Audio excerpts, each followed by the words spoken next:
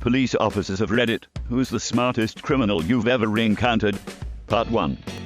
My favorite was the guy who stole a post office mailbox off the street, repainted it, and then put it next to the night deposit box at a bank, and hung an out-of-order sign on the deposit box. All the businesses came along and dropped off their deposits in the mailbox.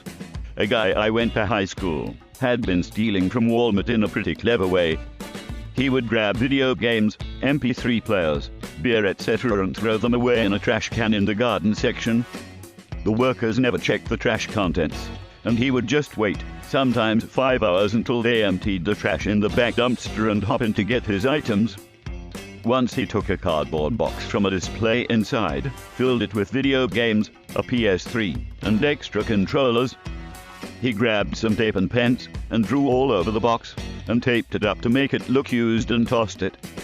An hour later he had a whole new PS3 and stack of games. I'm not a cop, but I worked crime scene. This guy had attached GPS to the bottom of people's cars who owned houses he wanted to rob. He did it to ensure they wouldn't be showing up while he was ransacking the place. I heard about one person that pulled a shoplifting scam on a large, popular and well-known US retail store. They walked in with some cheap nylon product to get one of those "I walked in with this" stickers they used to put on returning merchandise. The sticker easily peeled off the product, undamaged. They walked to the electronics department, grabbed an expensive box off the shelf, and went to customer service. They placed the sticker on the big box and asked if they could return the item without a receipt. Unfortunately, no. Not without the original receipt. Dang it, and they walk out.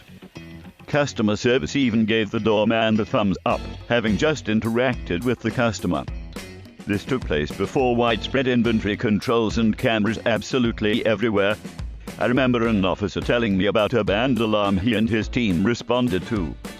No one was there to report the alarm. It must have been a security monitoring company that called. When police showed up, everything seemed normal. Most lights were off, and there was an employee still working. Explains he was there working late and must have set off an alarm. They almost believed him until he set up, before saying the name of the company he worked for. After that it was downhill, but with a little more research he would have pretty much gotten away with it.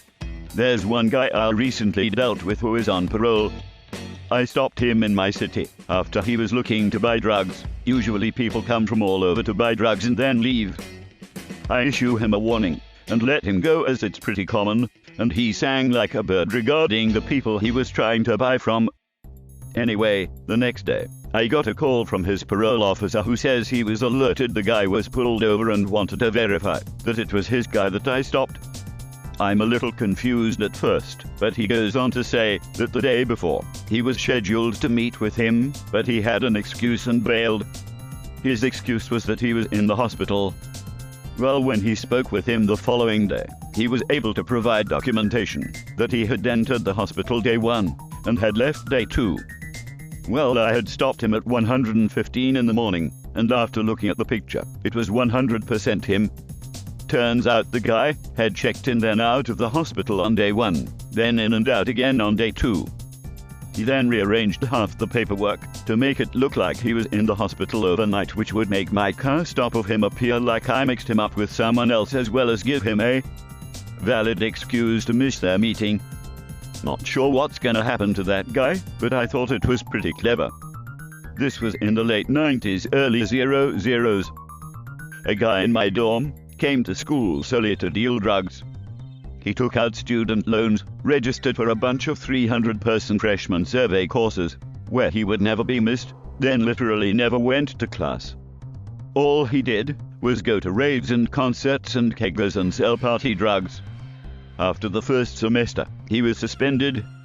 He wrote the usual "I was young and dumb and in over my head" sob story, and got put on probation for a semester. So he had a repeat of the fall. At the end of the year, he was kicked out and didn't care. He made something on the order of $150K in return for about $8K in student loans to cover a year of housing and tuition. So far as I know, he was never caught. It may have been a short-sighted maneuver in the long run, But in the short run it seemed fairly genius to effectively use federal loans to start your drug business. Working in a home improvement store when younger, this guy came in, went to the snow blowers, took one and went to the return desk. Said he wanted to return it, but had no receipt. They told him you need a receipt, so he says okay, I'll be back, and wheels it off to car through the front door. He did this a few times apparently. Couple places even helped him load it back into his car.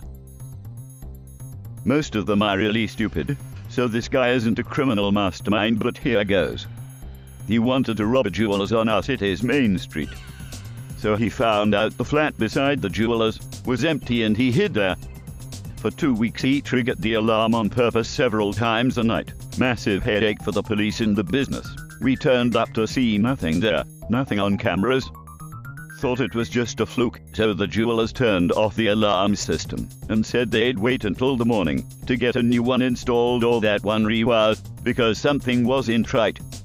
As soon as he heard that, and the police leaving, he tore down the wall. Had already been working on this apparently, and robbed the place taking his sweet time. Escaped without anyone noticing anything for hours, until the jewelers came back in the morning. Then he tried to resell something he stole which had a serial number on it and got caught. So not that smart after all. Good effort though.